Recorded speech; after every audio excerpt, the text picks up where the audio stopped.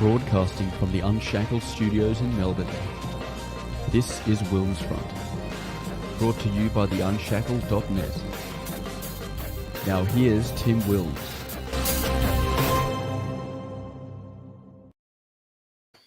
Hello, everyone, and welcome back to another WilmsFront featured interview show on this Thursday, the 28th of April, 2022.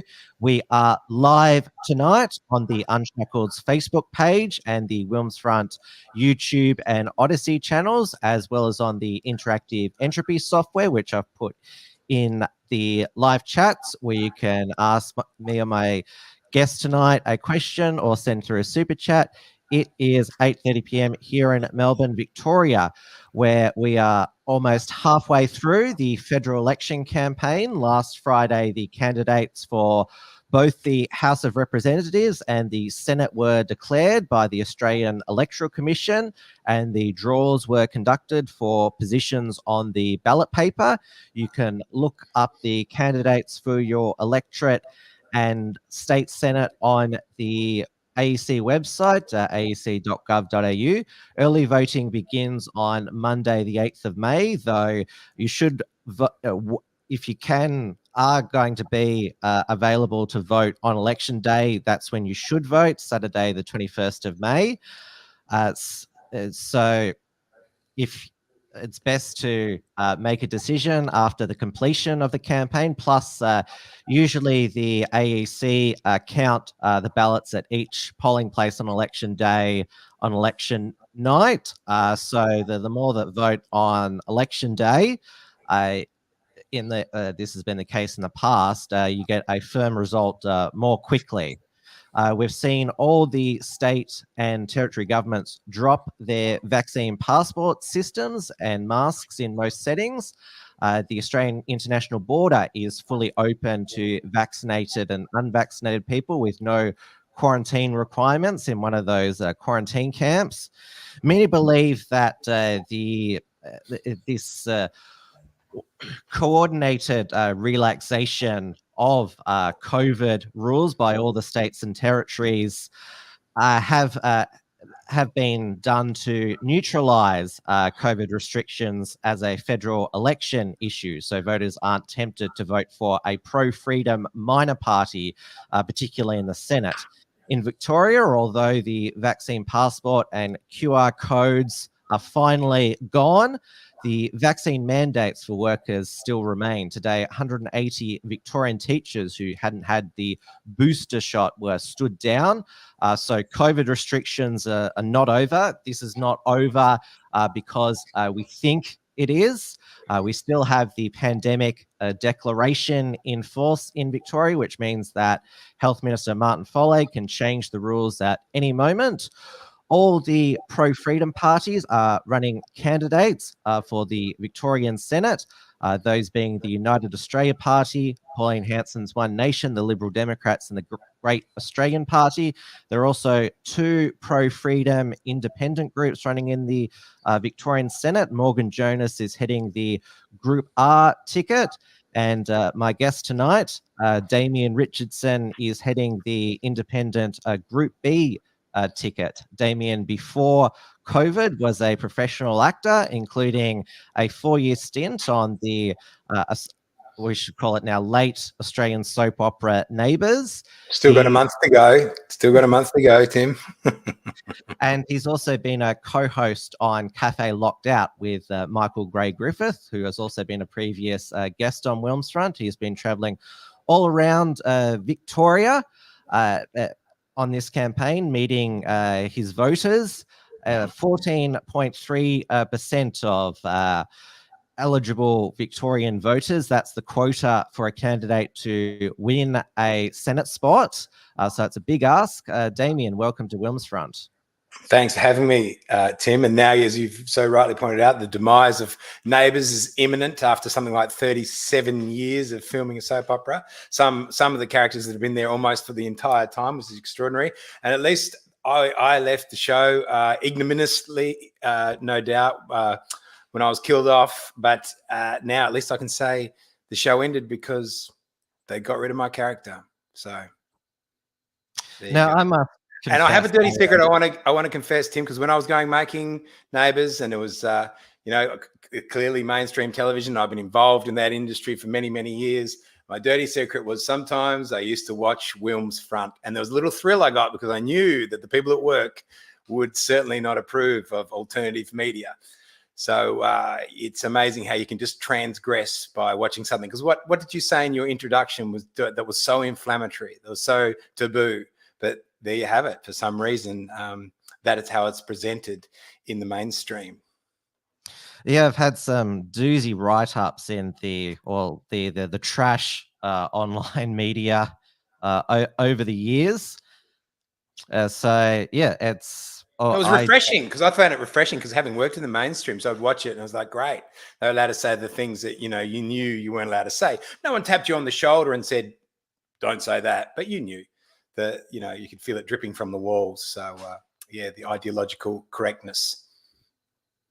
I must confess, I was never a Neighbours fan. I did watch Home and Away for a while, but Neighbours, it always it was renewed because it had a huge following in the UK. Network 10 in Australia, they moved Neighbours to 11, which is now 10 Peach. So it was on not their main channel anymore. That was well before my arrival, Tim. They moved it to Channel 11 well before my arrival. Neighbours is the sort of show where you could go and be an actor and be on mainstream television in Australia and still walk down the street and nobody had any idea who you were. So they got a relief in that respect because you could still go about your day-to-day life and not have to worry about people wanting to talk to you incessantly about, your acting career. Most people usually said, "I'm sorry, I don't watch it." And I'd say the same thing to them, Tim. "I'm sorry, I'm on it, and I don't watch it either." So, why would you? Oh, then some people really enjoyed it, and good luck to those people that did. But yeah, it certainly wasn't something I was interested in pursuing. I also didn't watch City Homicide, which was a 7 show. What is this? So you get me on the show just to bag everything that I've done, all my work, my body of work? How old were you when City Homicide was going, mate? You're probably too young. You wouldn't have been allowed to watch it. Oh no, I was of it was about 2008, 2009. I was of mature age, but yeah, it wasn't something that didn't grab your fancy. No, but that was back in the day when people watched the network show. Indeed. Less and less people are watching the network stations, which is why there's more news and more particularly fear porn on the reality TV. Well, fear porn, we've witnessed that like on the next level, haven't we? The propaganda. Yeah, reality TV as well. Well, the propaganda around the COVID agenda too has been extraordinary. I've never seen anything like it. It made me ashamed, actually, of my profession and my career. Well, I think that the mainstream media, they thought that the pandemic was their savior over the past 2 years. Everyone locked at home, and so they just pumped up the fear porn. And now we're seeing that things are returning to some form of normal. Well, people are not locked in their homes, so they're not watching the news as much. They're not watching the streaming services, Netflix or Disney Plus as much. Mm-hmm. But yeah, I've got 3 children and none of them watch television. So there's dark days ahead for the mainstream media. I mean, I guess there's still X's. I'm an X generation, and the baby boomers maybe still rusted on to some extent. But the generation coming through, I don't think really have any interest in it. Now, the mainstream media, obviously, they're focused now on the federal election campaign, as are the politicians. COVID policy, it hasn't really had a mention in the campaign. It's only been in the news because if a candidate or leader gets COVID, then they're in ISO for 7 days. So Albanese gets out of ISO tomorrow. Do you reckon he did that deliberately after his appearance at the Blues Festival? But he just had a really positive performance in the debate the previous night, and then the test showed up positive. So he was. Have you watched that? Do you see that? This is a conundrum for me because I think, well, I'm running. Maybe I should be watching some mainstream television so I can see the debate, but I can honestly say I don't watch it. So I miss the debate. I probably hear enough anecdotes to be able to talk about it and address it. But to me, it's just a sideshow anyway, clearly. Crescio says ISO. isolation, home isolation. So Albo did a few Zoom appearances throughout the week, and what is it? He's practicing for his campaign launch speech in Perth this weekend, because Perth, or Western Australia, has been the last jurisdiction to fall. They've got rid of their G2G pass. This is another shameful chapter in our COVID response history. The fact that you needed a permit or internal passport to travel in between states.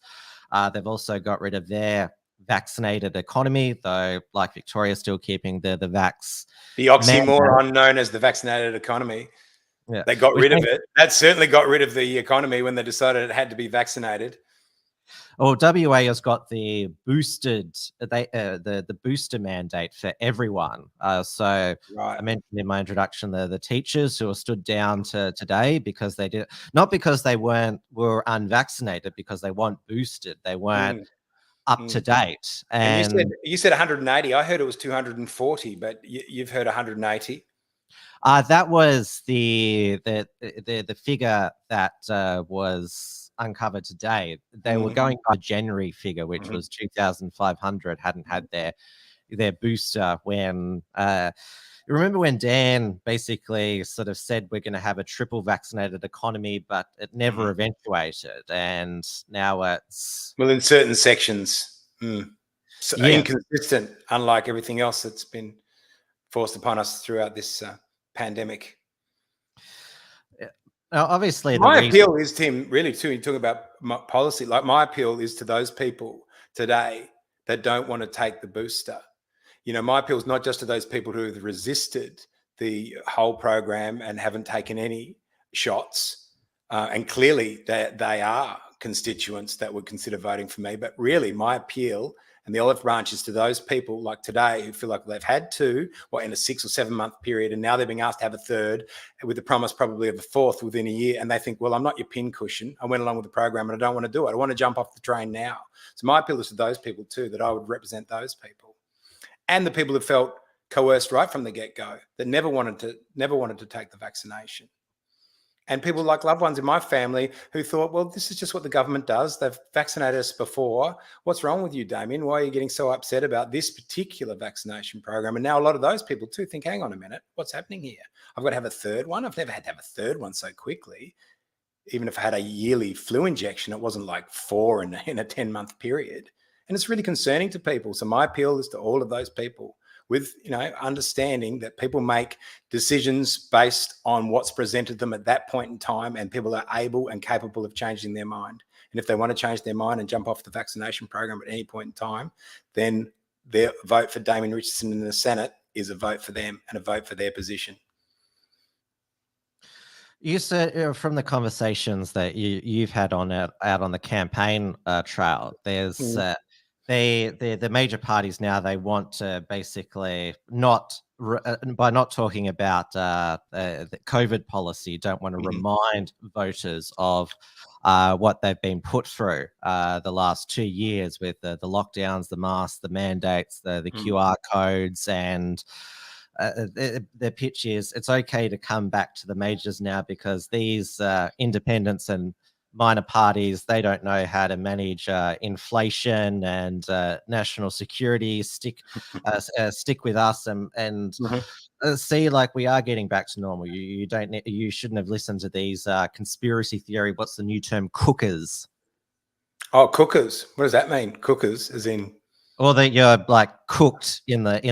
In the head, cooked in the brain, like cooking stewing in your own juices. Right. Okay. Well, I hadn't heard that expression.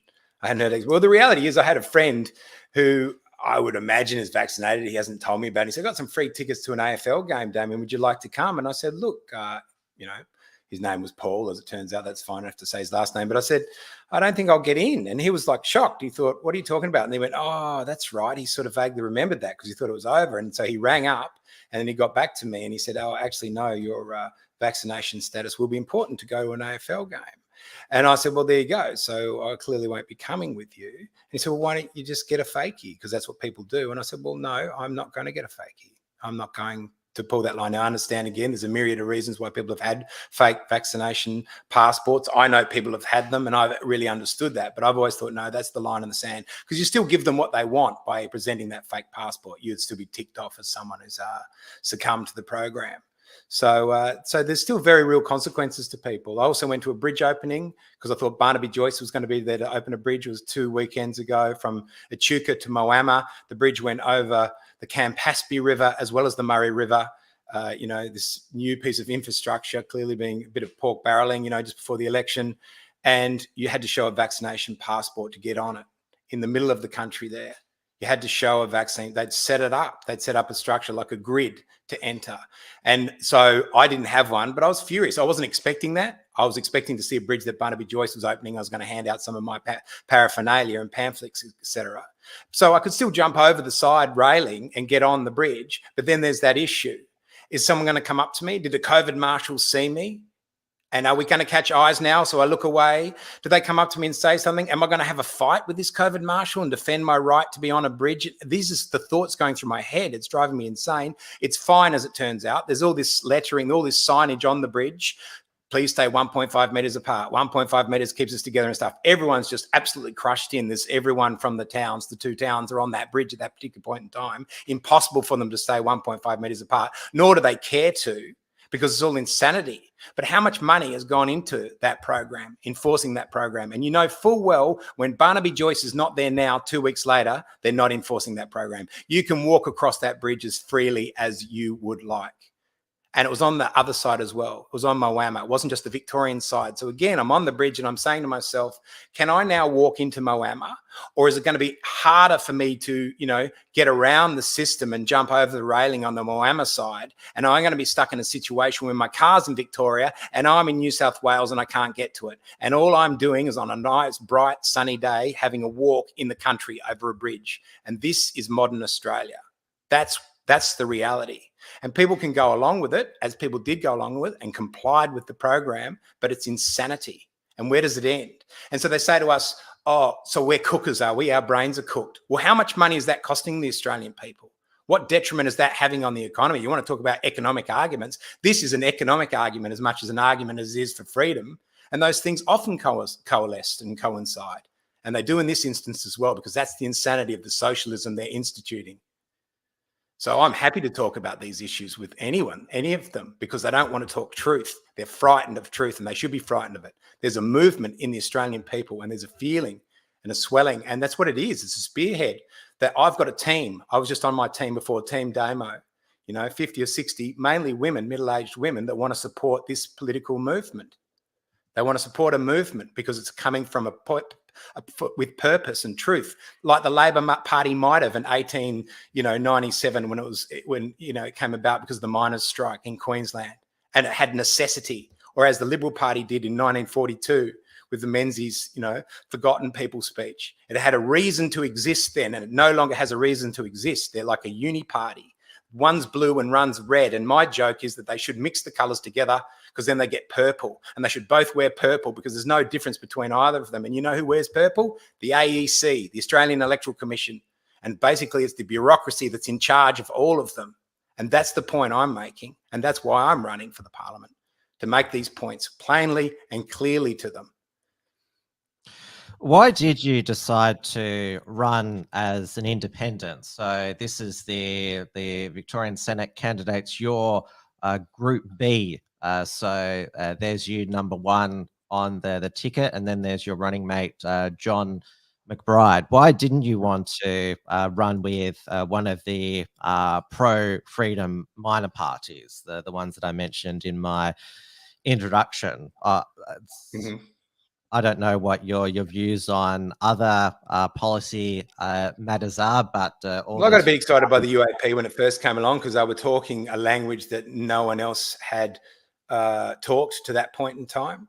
They were presenting another opinion, alternate view that was really interesting to me.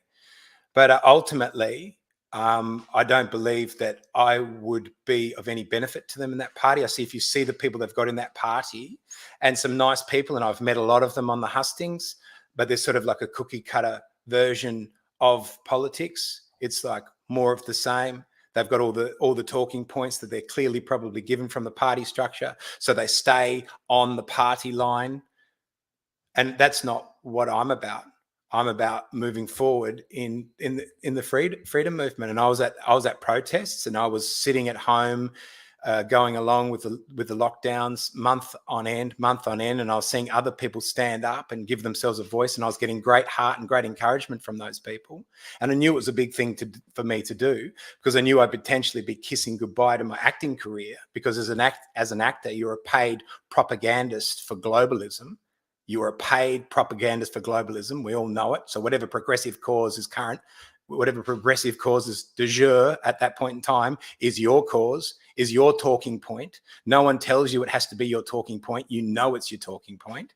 So I knew when I came out against the COVID narrative that it spelt trouble for me and my career, but I also felt I cannot live in the shadows anymore. This thing had jumped so far, it had slipped its moorings so badly, that even before all the identity politics that I tolerated and accepted, and I think we all did, and honestly, at the end, to our detriment, because this was what was waiting for us in the end. This was what was waiting for us. So how could I really, in all conscience, sell my soul? And really, someone who should have, in many respects, because I have responsibilities. I have a mortgage. I have 3 dependent children, still of dependent age. But what would I teach them? What would I teach them? How to stay inside the system and suck it up? Or should I teach them something else, that sometimes it's important as a moral imperative to stand up for? What is it? Is it truth? Is it justice? I'm not the purveyor of all those things, but I'm interested in that conversation, and I'm not frightened by the alternative point of view, because it's moralism and it's lies and it's deception, and ultimately it's corruption. And it leads to the demise of our culture, if it hasn't already. That's how big the battle is. If it hasn't already, the forces arrayed against us are extraordinary. Can they be surmounted? Nigel Farage must have thought as much when he tried to get the United Kingdom out of the EU. Sorry, Tim, you wanted to say something? I was on a rant. I was saying that you certainly weren't alone in the entertainment showbiz industry in standing up against the lockdowns and all the other mandates that had been put in place. Dave Hughes, one of Australia's most prominent comedians, he was a critic of, well, especially Victoria's Dan Andrews pandemic response, Tina Arena as well. So I don't think your acting career is as doomed as you think it is, because it was. Maybe it was anyway. Now I can just make out. I can make out it was my response to the pandemic. And also there was a lot. I think pretty tepid. I think there's pretty tepid criticism from Dave Hughes and Tina Arena. I don't know. I haven't seen it. I haven't made any detailed analysis of it. I certainly didn't see them at any of the protests, and I'm sure it would have been noted if they had have been there, because it was certainly noted that I was there. And there was some other people, and I won't name them because it's up to them, but that I did see at rallies and a celebrity status, whatever that means, whatever that's worth. You don't want to name them on this program, because Victoria Police still might be wanting to hunt them down and give them a $5,000 fine. Because you saw firsthand Victoria Police's brutality. You're at the siege of the Shrine. Yeah, I got a fine, and it was embarrassing because we were all sort of licking our wounds coming off the Shrine after being monstered by the Victorian Police Force, where they shot rubber bullets at peaceful protesters peacefully assembled on a shrine. And there was no plan to be on the shrine. There's all this criticism. I sort of agreed with the protesters that then they went to the shrine, that sacred hallowed turf, as if that was some decision we had made. We've been chased by... We've been chased by Dan Andrews and the Victoria Police, as if that place, is belongs to them either. Well, because Dan Andrews loves the Anzac legend so much, doesn't he? Because we all know this is the irony of the whole thing, that globalists don't like it because it represents a version of nationalism that they would rather not know about. They're happy to celebrate it when there's a couple of football teams playing, as we saw one year when the march was banned, but 90,000 people were allowed to assemble in the MCG, and apparently there was no problem with COVID then, but the march might have killed everyone. It's just an absurdity. And for them to pretend that they even care about Anzac Day when they would actually like to destroy it. And I remember studying The One Day of the Year by Alan Seymour when I was a kid at school, and I can see now what was in train then. And that was a real pejorative go at Anzac Day and the concept of Anzac Day, and those men just being a bunch of drunken, potentially rapists, as it turned out. That's how the progressive left have thought about Anzac Day for a very long period of time. So from now, for them to come out with some sort of sanctimony, pretend they want to protect it, give me a break. Give me a break. I used to get up every morning Anzac Day since I was a kid, since I can remember. My grandfather would wake me up and take me down to the dawn service, and I'd march with him when it was a really strong march and a lot of the Second World War boys were still alive. I know what Anzac Day means to me, and a lot of those Anzacs would be really proud of the stance we took, because we were taking a stance for freedom that those guys were meant to be taking, not for the protection of a monument in service to institutions that have betrayed the Australian people. No, I won't accept it. Give me a break. And it's not like we meant to even be there in the first place. And then now the pejorative is, and I heard Neil Mitchell talking on the radio the other day, oh, but you urinated on the shrine. No, you didn't. Who? Show me. Where? Where's the proof? Urinated. Well, exactly right. There was a horse urinating in the shrine. And what I saw was young men, much younger than me, young enough to be my sons, walking around with plastic bags, picking up rubbish, making sure that the rubbish was being deposited in those plastic bags so they could be disposed of later.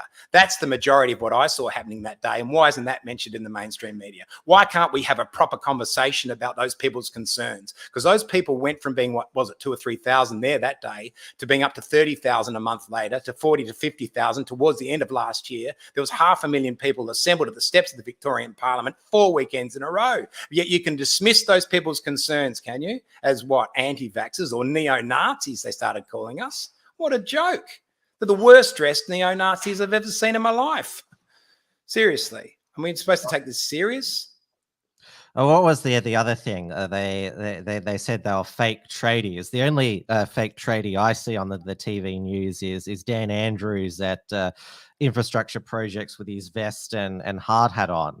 He's always out being a fake tradie. And the other thing that he argues to say, oh, look, we've got a 95% double vaccination rates, basically saying that because we've got so many people vaccinated, that means they agree with me. But it's because he forced them to get vaccinated that it's so high. And even people who voluntarily wanted to get vaccinated, they're still for informed consent and bodily autonomy.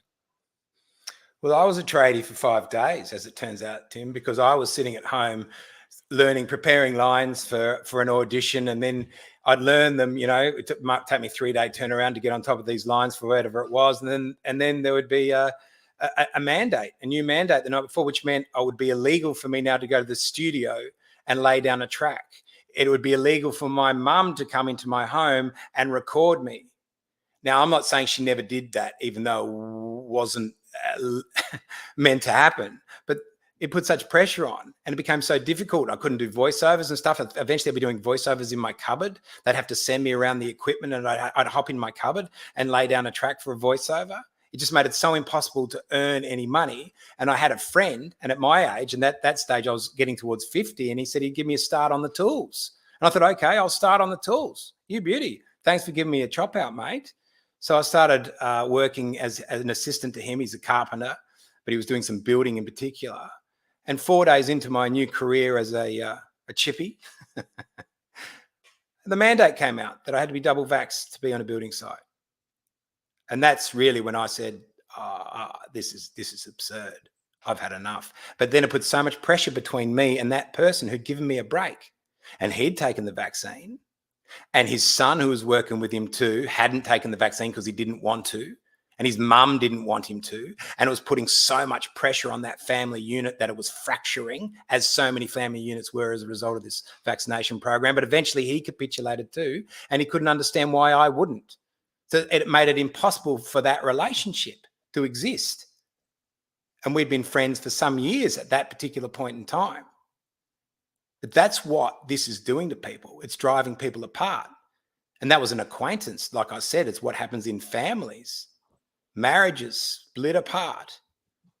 Children not allowed to go to McDonald's anymore. My children discriminated against for not being vaccinated. 1 minute they're on the roster, getting some self-esteem at a very vulnerable, impressionable age. The next minute they're not on the roster, and suddenly you're allowed to do it. What happened to all the anti-discrimination laws that we've been hearing about year on end, decade on decade? What happened to them? Nothing. They're pathetic. They're a joke, all of them, and they're all in it together, and they've crossed the Rubicon. And I believe we have to go after them because justice needs to be served. It has to seem to be served before we offer mercy. Mercy can come later because they showed us absolutely no mercy whatsoever. And I know that because I've got living proof through my children. One daughter who really, really struggled at school, but at least she had the structure of school. So she locks down for 2 weeks. That's fine. 3 weeks, 4 weeks. Oh no, it's back on again. Month after month after month, remote learning on a computer. And eventually they're saying to me, can you please get your daughter to turn her computer on? Excuse me, love, can you please turn your computer? Leave me alone, Dad. Are you awake? Are you in bed still? It's 3 o'clock in the afternoon. And her scholastic, her education fell apart. It fell apart. So then I got her an apprenticeship as a hairdresser. It was a pre-apprenticeship, as it turns out, at a TAFE. And I had to get the school to sign that she was allowed to leave halfway through year 11 because it was illegal for her to leave. So that happens. And then there's a mandate that she can't become an apprentice hairdresser in a TAFE unvaccinated. So this girl has fallen through the cracks, but according to the old legal system that they were still making me adhere to, she wasn't allowed to fall through the cracks. It was illegal for her to not be at school, yet they made it illegal for her to be somewhere else, even though I had gotten permission for that to occur. Insane. Then the TAFE said she can learn to cut hair online. In her bedroom. She couldn't even study, but she can watch. She never touched a pair of scissors. And this is insanity. And you know why they said that? Because they wanted to open up direct access to my account so I would start paying for it. So the money still flowed and no one cared because there's no morality in it. And I had a lot of conversations with this woman who she'll remain nameless, as will her institution, the TAFE. And in the end, I said, look, I will ring the education department. Please set me in the right direction. This is a desperate parent, and they'll do anything. So I ring the education department, just describe the situation to one member and they get put through to someone else, to someone else, to someone else. I finally find someone who just gives up and says, oh my God, this guy. Okay, yes, look, there is this subclause where she can actually attend that TAFE. I ring the woman back and I say, yes, guess what? I've got this woman's name from the education department. She can attend the TAFE. And now the woman at the TAFE who sent me on this wild goose chase says, I'm sorry, we won't let her practice here. I beg your pardon? She was just hoping it would go away, or I would go away, or I would be told no by the bureaucrats because she still wasn't willing to stand up to them anyway. Was she scared of a fine? She was scared of transgressing what was this new normal. What? We should just go along with this? This is still occurring in the culture. The aftermath of what has happened is still, people are still paying dearly for it, paying a dear price for it. So that is both a sad and mind-boggling story, and yours is just one of many. I remember late last year when there was constantly these change in rules, particularly affecting young people, and you've just said how it affected you and your daughter. And that's the tip of the iceberg because there's 2 other children too. But sorry, Tim. Yeah. Yeah, I mean, I and my family have been one of the some of the lucky ones in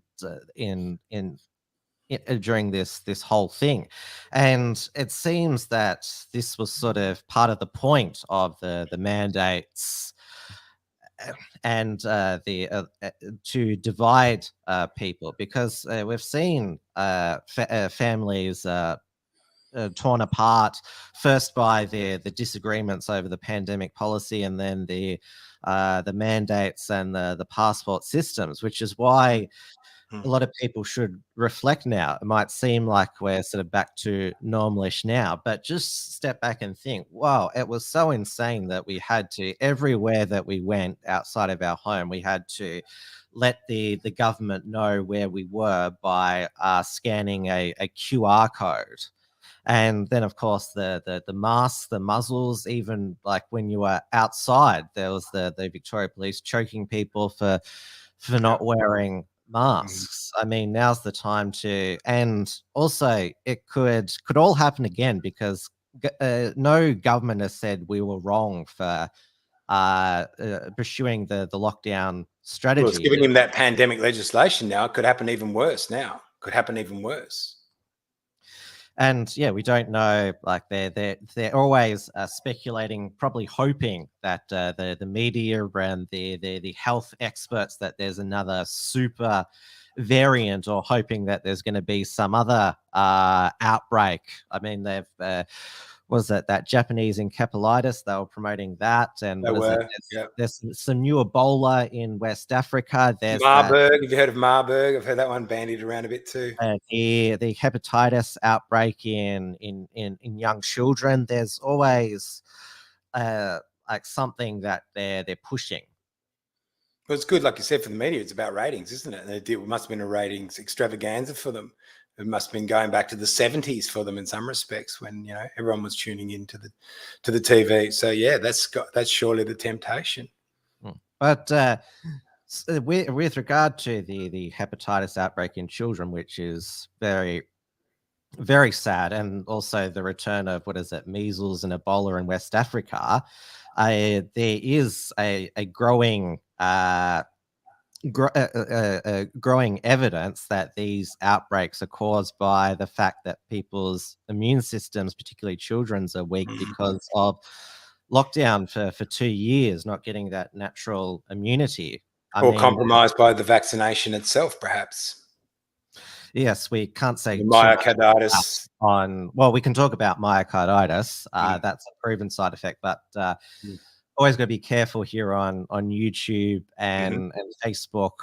We don't say too much about the vax, even though it is more acceptable, as we saw on the Sunday Footy Show, to talk about myocarditis. Yes, indeed. Yeah, and it's amazing that, like Matthew Lloyd's talking about it, and he suffered Bell's palsy, which is obviously potentially a symptom of, what are we allowed to say, the jab? Yes.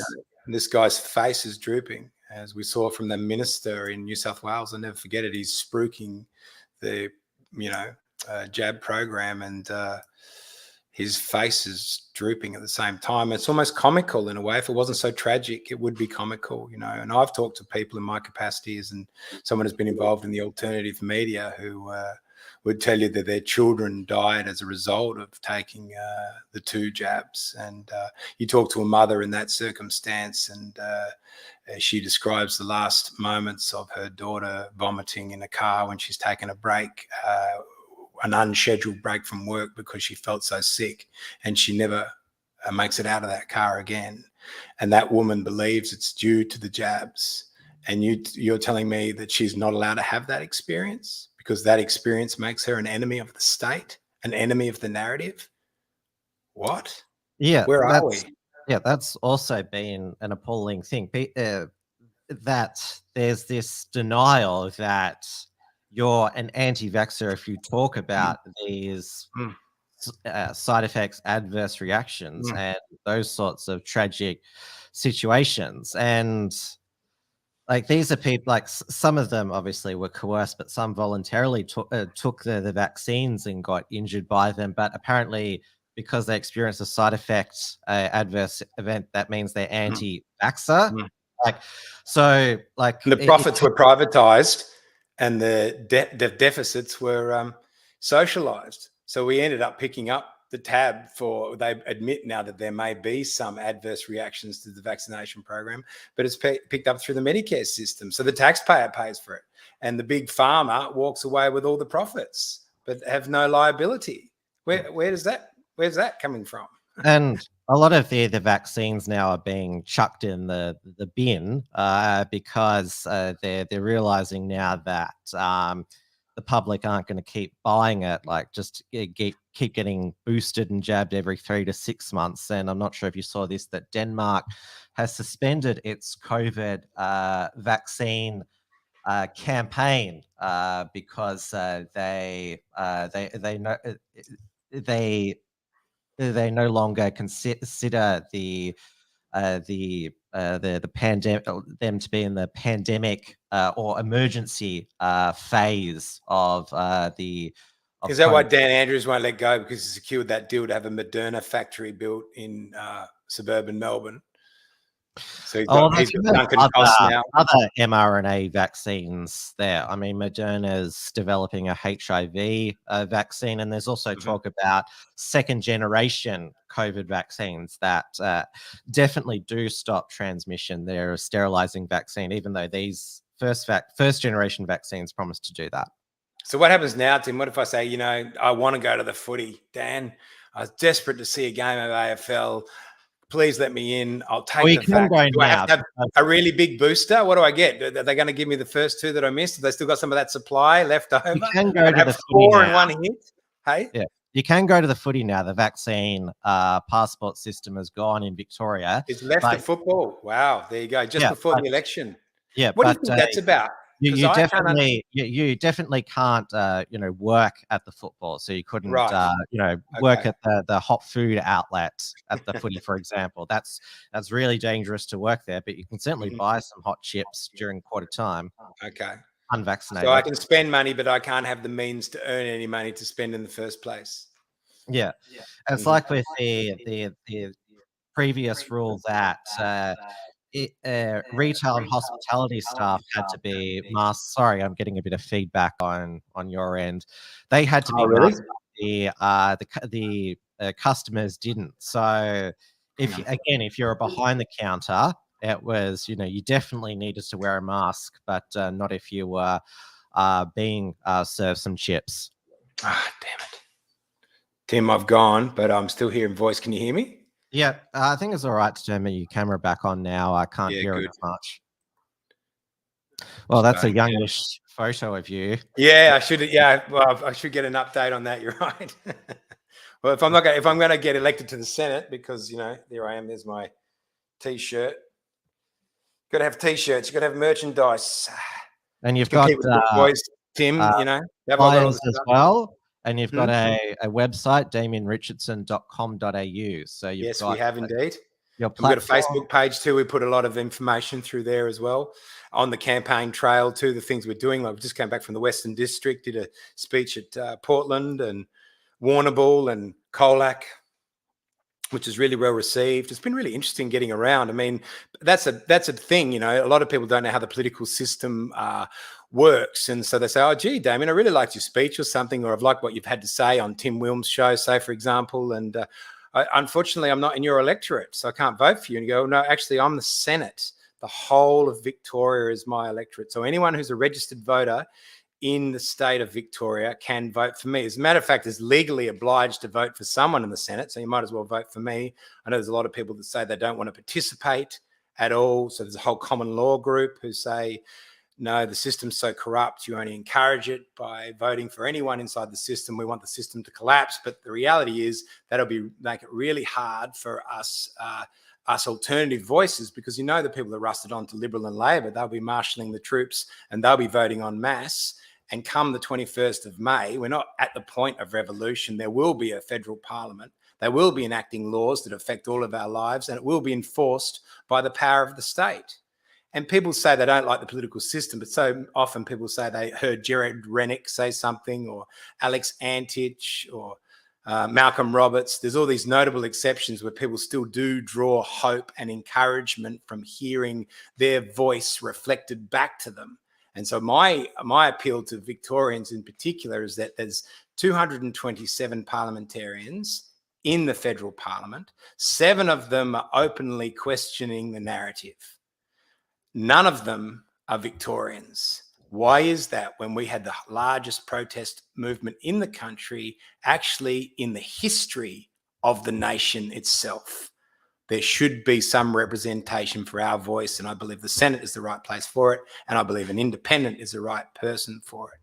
And imagine, and I don't believe we're going to hold power or someone's going to be, I mean, you can't anyway from the Senate, clearly. Government's formed in the lower house. But imagine if we went from having 7 questioning the narrative to 20 or 22 or 17 or something, some increase. What solace that would give and what heart that would give to that massive community, which is really, really questioning the bureaucratic narrative. Because that's what it is, ultimately. It's a bureaucratic narrative that has to exist in theory alone for the bureaucracy to continue to thrive. But it thrives at our detriment. It thrives at our detriment and at the detriment of common sense.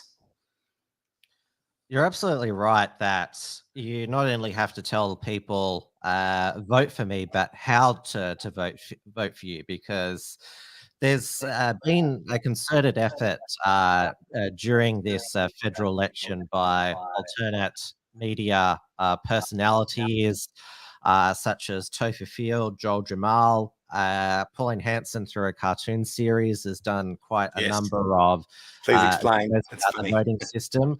So there's 151 individual lower house, House of Representatives seats, which elects one member, and it's done by preferential voting. And what a lot of voters don't understand is that you control your preferences. All the parties have their how to vote cards, which how they want you to vote, but you, when you get into the ballot, the voting booth, you can fill out your ballot 1 to however many candidates in the order that you want. But in the lower house, the green paper, you have to number every box, but it's different in the Senate. So the Senate is the long white one, because each state has 12 senators. They elect 6 each every 3 years. The territories only have 2 senators. So 100% divided by, you have to divide it by 7. So it's 14.3% for a quota. And the reason why, I've got to go all the way down here to, because there's in the Senate, there's, they're all labeled by number. So you have the Reason Party, Fiona Patton's party, which a lot of people have nicknamed the Treason Party, since she rubber stamped all of Dan's state of emergency extensions. And you go right down here, and it goes down to Group Z. So there's 26 different voting groups. And now this is what really confuses people. There's both above the line for the Senate voting tickets, where you have to at least number 1 to 6, or if you vote below the line, have to number at least 1 to 12. But you can, above the line, you can still number all boxes, same with below the line. Yes. So this is why it's so confusing for someone like you to sort of explain it all. Yes, it is. Are you going to have a how to vote card, or we are going to have a how to vote card? Yep. Yeah, we've got a volunteer group called Team Damo. I think I was saying to you before the show that I was on it just before I got on the show, just to rally the troops, etc. And they're the sort of things, we need to take care of. So we've got to produce a how to vote card. We're talking about how many of them do we need? Do we need about 40,000 of them? How much is a print of 40,000 worth to us? It's, it's a considerable amount of money, because someone's got to stump up with it. We don't have massive donors or anything like that as a organic grassroots organisation. So we've got to have people to hand out at all the polling booths the how to vote cards. And the election, there'll be, like I said, there's pre-polling. I think we've already talked about that, and we need to have those pre-polling places manned, so we don't lose, which is potentially 50% of the vote could be pre-polling. It was 30% in 2019. They projected it to go up to about 50% this time around. So we need presence there to try and garner our part of the vote, our percentage of the vote, because it'd be terrible to have to leave it all, of course, to polling day. So you start to see how some of the it's stacked against the individuals and smaller parties by the majors. Absolutely. Even the calling of the election, like calling it, we've got a Christmas break. There's all these business things that have to be tended to and taken care of during business hours, all these protocols that have to be met to be a legitimate candidate. It's made very difficult by the amount of holidays there is. And then there's also Anzac holiday thrown in as well. So it certainly hasn't helped us. And then they changed the rules of the disclaimer that you have to give at the end of your, anything that's considered a political statement has to have a disclaimer, spoken and authorised by Damien Richardson or John McBride or whatever. And now it has to be accompanied by an address as well. Now, do I, as an individual who's been on television, really want to give everybody my address? But it's a legal requirement from the AEC. But are we going to have an argument with the AEC on this issue? And that's going to, how much time is that going to take up so we can't meet the people and develop policy, et cetera, et cetera? And there's no point complaining about it because that's the reality of the system you're confronting. Yeah, compliance is a whole other thing. And having you on this program tonight, it's to profile you. I am not allowed to say, advocate to my viewers who to vote for. Otherwise, I'd have to have a authorization message. I always tell my audience. Tim, I heard you were going to endorse me on the program. That's what our friend Richard Wollstonecroft said. He said, "Don't worry, Tim's going to endorse you tonight." Are you really telling me that that's not going to happen? Well, I still don't know who I'm going to vote for in Tim.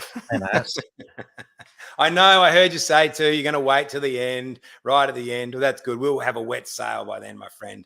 We'll be coming home with a wet sail. So, well, there's still so many undecided voters, and of course, it's by these holdouts. Of course, they make the candidates work more for their votes, and that's true. That's true. As I said in my introduction, you're supposed to wait until election day. You should only cast a pre-poll or postal vote if you can't get to a polling place on election day. I was at Portland. I did a speech at Portland on Sunday, and this woman came up to me afterwards and she talked for a very long time. She said, "I'm sorry, Damien. I really liked your speech. I like what you said. I agree with a lot of it, but I really think there is no point voting. So I'm sorry, but I'm still not going to vote." But she was there in front of me challenging me. So she clearly wanted to have a conversation. So it took me like 45, 50 minutes with this woman. And then she went away and then she came back and she said, "Look, Damien, against my better judgment, I've listened to what you've had to say and I've decided that I will be voting for you." I mean, if every single vote I get takes that long, I could be in trouble, I reckon, because I don't have enough time to get 540,000 that way. So you did reach her, that shows that you're one voter at a time. You can win them over. Yes. Well, if we had enough time, I've only got another 3.5 weeks. So yeah, we got a live stream is going to come with us too. We're going, we're appearing at places on the weekend, which is the thing to do. Actually, we're going to be at the market at 11 a.m. This Saturday. So if anyone wants to come to the market and say g'day and maybe buy a t-shirt, because we've got these lovely, blue and yellow t-shirts, which are nothing to do with the Ukraine, of course. The Ukrainian conflict happened after we'd already commissioned these t-shirts being printed. But I remember going to a protest one time and I parked my car in North Melbourne. I thought that'd be a good place to get, if I have to run to my car and escape, because that's the sort of stuff that was happening. And I was walking through the market at the time and one of the vendors came out and said, "By the way, mate, I just want to tell you, the police are just around the corner there." So they were clearly watching Cafe Lockdown or whatever it was, and they're a real supporter. And there's a lot of people in small business that suffered more than anybody else that really were big supporters of our advocacy on their behalf. And there was another time, and I don't know, you might remember it, Tim, when there was like 500,000 people at that first massive march, and we marched down to Flagstaff Gardens. And after a while, we left Flagstaff Gardens, and a group of us was sitting in the Melbourne market, and there wasn't much of it left open. And there was one a vendor in there of fast food, is a big Turkish family. They're all in there serving us and stuff. And we started talking to them, and they were just wrapped with what we were doing. They didn't have the courage to do it, or they felt compromised to do it themselves, being small business owners, but they loved what we were doing. And then they just gave us all the free food. They just said, "Oh, there's all this food left. Here, have it." They just gave us this box full of food, which no one wanted to eat because it was so greasy and oily. So we ended up sort of giving half of it away to the homeless over the road. But it was wonderful. I had wonderful conversations with people that wouldn't necessarily normally have really in-depth and long conversation. It was great. So I'm hoping to renew some of those acquaintances on the weekend. And then we'll be going to the MCG at 3:30. I think we're at Tower 6, I think it is. I could be wrong, but have a look on the Facebook page. And that's in between, there's a footy game starting there at 4:35. So we'll be there at 3:30 again, handing out some of our paraphernalia. If enough people assemble, I just start making a speech. That seems to be what happened. If there's not enough, I won't bother. I'll just be a meet and greet. And if enough want it, I'm happy to just stump up and do that. And then we'll be at Southern Cross Station at 6 o'clock. And then we'll be at Trafalgar the next day in East Gippsland. So we're really getting around. We're getting around a lot. And the following weekend, we're heading up to the Sunraysia and the Murray River in Mildura and Horsham and, et cetera. So it's been really interesting, and it's good to get around and see so much of this state. Yeah, well, that's what you got to do if you're a candidate and want to win. You've got to get out there, travel. What's the expression? Campaign your socks off. But as you mentioned, you've already got a lot of name recognition through Cafe Locked Out. It's incredibly popular live show that was on at one time. I think every weeknight. It was giving the Sky After Dark shows a run for their money. And I was taking Tuesday nights off, but Michael was doing 7 nights a week sometimes. So yeah. And he's I'm not sure if he's still using the show name, but he's doing his own lives all around the country as well. He's not. No, he's still calling it Cafe Locked Out. I think my head's still on the insignia that he uses. So and he's in Western Australia. He's basically doing a lap of Australia. I think once he gets around to Melbourne, he might chuck another lap as well. So he really likes it on the road, and he's talking to a lot of people. And as we've said before, a lot of people distressed as a result of how their government has treated them over the past 2 years, how their government and the institutions and the corporations have fused together to treat them, if truth be known. Now, if you don't win a Senate seat, are you going to run for the Legislative Council at the Victorian state election? Because that's arguably where most of the change in terms of COVID policy restrictions can be made. All of the state of emergency, public health acts, they're all state. Obviously, the federal government, they shut the international borders with the biosecurity state, but it was still the premiers and chief ministers who locked us all down. Well, there is a constitution. I don't see the constitution here that anyone can get from their local member. That's free. You just have to go to your local federal member and they'll give you a pocket version of the constitution. So there is arguments to be made that that is not the case. What you're saying, that would appear to be the case, and that has been the case, but there is certainly an argument to be made on constitutional grounds why that should not necessarily be the case. That federal law could actually trump state law, according to Section 109. And then there's 5123A, which clearly stipulates that Australians cannot be conscripted into taking a medication. So there's a lot of grounds for arguments that can be made through the Constitution that the federal government could have done a hell of a lot more had it had the moral authority or wanted to. Scott Morrison certainly didn't. He just said, "Oh, none of it's my responsibility." Yeah. And Mark McGowan seems popular in West. Yeah, I'll just rubber stamp what he's doing. Exactly right. And what's Morrison playing the game of, well, I'm not as bad as that other guy. So when you're in the privacy of your ballot box, you might not like me, but who are you going to vote for? But that hardly ignites the base, does it? Yeah, it's hardly the inspiring better strategy. So well, that's right. And that wasn't the strategy he used, was it, in 2019 when he came out really hard against Bill Shorten's, extreme climate agenda. And he's really, and you thought, God, I got real hope from Scott. I thought, here he goes. This guy could be good. And then what did we get for the next, 2.5 years? Not much of it. Was he demoralized because of the way Trump was removed? Probably. So from office. Yeah. McGowan's landslide, Anastasia Palaszczuk's landslide. Right. he was probably scared of that as Stephen well. Marshall's landslide. Although he was as bad as any Labor premier. Yeah, but he didn't hold office. This is the extraordinary thing. So it doesn't see. So the argument could easily be made that he did not appeal to his base. Marshall tried to appeal to the Labor Party's base, and it doesn't work. It doesn't work when a Liberal does that. And we saw that with the Prime Minister, didn't we? Previous to that, and he was the best Liberal Prime Minister that Australia ever had, Malcolm Turnbull. And he tried to appeal to a base that wasn't the Liberal Party's base and got destroyed as a result of it. And it's the same thing happened to Marshall, because big government and big health is Labor power. It's Labor heartland. But enterprise and initiative and small business is Liberal heartland. But they let it go. Well, the arts has traditionally been the left Labor have traditionally thought that's their base, though I know that there's still a lot of showbiz zombies, even though that live entertainment has been shut down for 2 years. I know that filmed entertainment, a lot of that was able to continue. They just had to put their masks back on when the director said cut, but that was completely decimated. Live music, live theatre.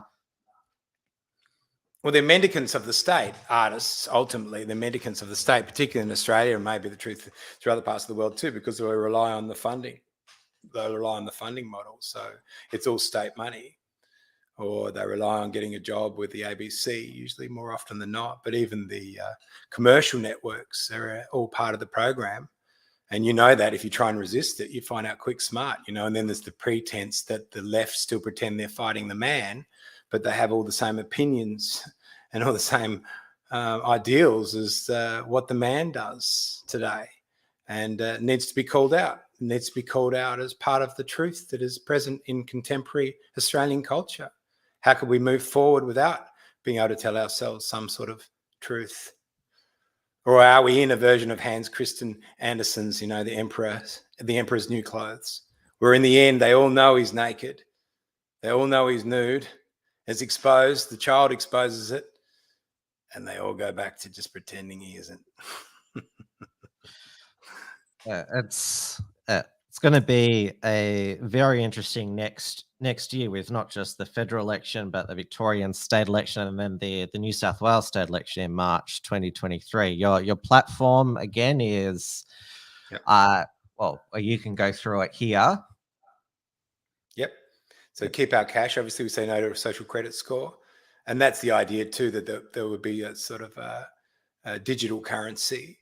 And again, this is a good theoretical idea of the bureaucrats, because in reality, it won't be the case, because there'll always be some form of a currency. So we're going to leave it to the black market to fill in the space instead. And what protections will that, provide for pensioners and people that are vulnerable? Because it'll be the bureaucrats controlling it. They'll be using the same money whilst they're, extolling the virtues of the new theoretical understanding of a digital currency. That's what happens. It's a perversity. It's communism always leads, or socialism, or whatever you want to call it, fascism always leads to that perversity. Tell the truth was an interesting policy. It was the second policy I put up, and I'm working on enshrining our freedoms as we speak. I put that policy up, and it was basically, we just want to know, we want the bureaucrats to disclose to us the information they were given to respond to COVID the way they did. So we want transparency, basically, from the bureaucrats. Now, I put that policy up, and I had to sign all these different forms and stuff for Facebook to be register as a political party. And they said to me, this will protect you. You'll be able to make, you'll be able to say things that otherwise you might be shut down for if you're registered as a political site, which you have to be anyway if you're running for office. And I'd never been threatened to be shut down before. As soon as I released the Tell the Truth policy, Facebook took it down. And sent me a warning. I know, which is extraordinary. I said, what? And so I complained, obviously, and I thought, oh, here we go. My tin foil hat came out, and I thought, I'll never get this site back up. They've already jumped on me. Anyway, they put it back up within an hour. I thought, oh, there it is. It's back up. And then they said, we're still investigating it. And then a couple of days later, they said, look, we did investigate it and find out that it did go against community standards. There you are. You're looking at it now. That went against community standards. And we're going to let you go this time because anyone can make a mistake. But if you do it again, we will shut the site down.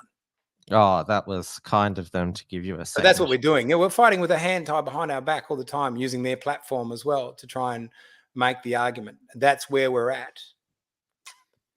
So yeah, enshrine our freedom. So that we're working with the idea too of maybe making some amendments to the Constitution, but no one even seems to know about the Constitution, the Australian Constitution, and the protections that it perhaps does provide us. Is the Australian Constitution anachronistic now? It was written, or written in 1900, and recognised obviously at Federation in 1901.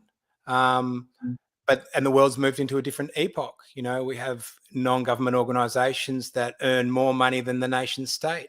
Pfizer, Facebook, Nike. They don't care for borders. They don't care for national identity. They want to sell to the world. They want to sell on a global scale. So that's confronting to us as a nation. So does that need to be talked about? Is there a way of amending our constitution like the Americans have to make a difference? So that's what that policy is about. Drain the billabong's obviously a bit of a play on drain the swamp. Trump's drain the swamp. Yeah, so we gave it a colloquial term, drain the billabong, but ultimately the bureaucracy needs to be rationalised to some extent, because without that, we're just going to get more of the same. Climate will be next, I would well imagine. And and I haven't seen anyone with the courage, and Scott Morrison he froze $83 million, I think, of ABC money when he was elected to office in 2019, and he's recently given that money back. That was him draining the swamp. There was no drain at all. There was sort of like a little threat. But in the end, when the election was called, it was like, no, here, you can have your money back. Nothing's happened. It's all the same. Please don't hurt us. Please don't scold us. Please don't editorialize against us. So ultimately, again, there's no draining of any billabong there. And ultimately, in the last week, we want to release our final policy. We've gone maybe a bit far with the fifth one. Apparently, traditionally, you only have 4, but we thought we'd chuck in protect our kids because clearly they're the most important aspect of our future as a culture. And it's a pretty simple idea to education, not indoctrination. And I know all 3 of my children have come home at some point and said to me, Dad, it's International Women's Day today, and we had to watch a film about it, bend it like Beckham or something, and we had to celebrate it. And basically, it's a Marxist celebration established by the Soviet Union in celebration of women. It sounds nice, but... And all of them at some point, probably because they're my children, said, well, when's International Men's Day? And not every single teacher said this, but all of them had some glib response from some feminist teacher which said, every day is International Men's Day. There actually is an International Men's Day, 19th of November, which is my birthday. Really? Because my mother's birthday as well, and I always say that to her. I say, Happy International Men's. So there you go. I'll remember that. You're a Scorpio. Good. Oh, good to know. I'm right into my star signs, as you can well imagine. So, this is the stuff, that's an anecdote from Mike, but we all know it's true, it's real, and the education system is a system of indoctrination. Why doesn't it teach the Constitution? Why doesn't it teach civics? Why does it teach identity politics and, a spectrum of victimhood on this identity politics line? Ultimately, I think this Constitution needs to be taught so the kids have got some idea of the freedoms they have, because no one even understands it. Suddenly there's all these constitutional lawyers over the last 2 years because people have had to. They've been ignited, to see what protections their system may well provide for them, and hopefully representation in the Senate is one that they would consider worthwhile. Australians, they've demonstrated how passive they are to governments over the past 2 years. Well, if the government says that this is the way it is, then they know best and we should just accept it. But there's definitely more awoke now, not woke, but awoke. Yes. You want people to be awoke, not woke. Yeah. But so that's why I think it'll be interesting to see where the votes. Been complacency, really, hasn't it? It's been complacency, the land of milk and honey in many respects. We've been sold with consumerism and materialism and let go of any idea of faith or under concept of a higher power and God, I think, is a big part of the conversation. Well, it's been great to profile you and your platform and campaign tonight, Damien. All the best for the rest of the campaign. Make sure you get a bit of rest in from time to time. And we're going to be having a WilmsFront Unshackled election night live stream on May 21st. So you'd be welcome to phone in from whatever election night function you have to. I think we're looking at booking a place in Clifton Hill at this particular point in time. So yeah, that'd be great, Tim. Love to, mate. All right. All the best. And so if people want to see your, go over your platform again, it's damienrichardson.com.au. Yep. Or at Damien Richardson for the Senate, which is our Facebook page as well. And you can donate, of course. Don't be afraid of hitting the donate button so we can take the fight up to the majors as best we can. All right. All the best for the rest of the campaign, and we'll check in again soon. Cheers, mate. I'll get, yeah. Well, I was going out with a bit of merch. Hey, oh, you done? No, you still going? Do you want no, I was just going to let you get that in. Get that in. Which way do I go? Oh, that's the way I have to go. There you go. Yeah, look. Yeah. Don't be afraid to buy a t-shirt. Beautiful merchandising, blue and yellow. And it's not the Ukrainian colours, of course. It's the West Coast Eagles colours. Okay. Oh, that might actually very strategic decision. It's not the EU either. It's Damien Richardson for the Senate, of course. All right, everybody. That's the WilmsFront show for this week. And now I'll be back tomorrow night for Trad Tasman Talk, which will be at 6 p.m. Melbourne time, 8 p.m. Auckland time on the Unshackled and Mr. Berry YouTube channel. So obviously I've got Stephen Berry as my co-host again. There's a lot to catch up on, not just with the Australian federal election campaign, but also what's going on in New Zealand. Some continued craziness that's going over there. So there is plenty to digest and go through with him. So I hope you can join us then.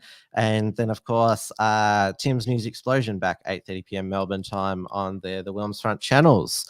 And don't forget to check out the unshackled.net for our archives and also our articles as well. Take care, stay safe, stay sane, and also stay informed this election campaign. Thanks for tuning in to WilmsFront. Visit timwilms.com or Rational Rise TV to view the archive of episodes. And keep visiting theunshackled.net to view all our shows. And to keep up with the latest real news and analysis.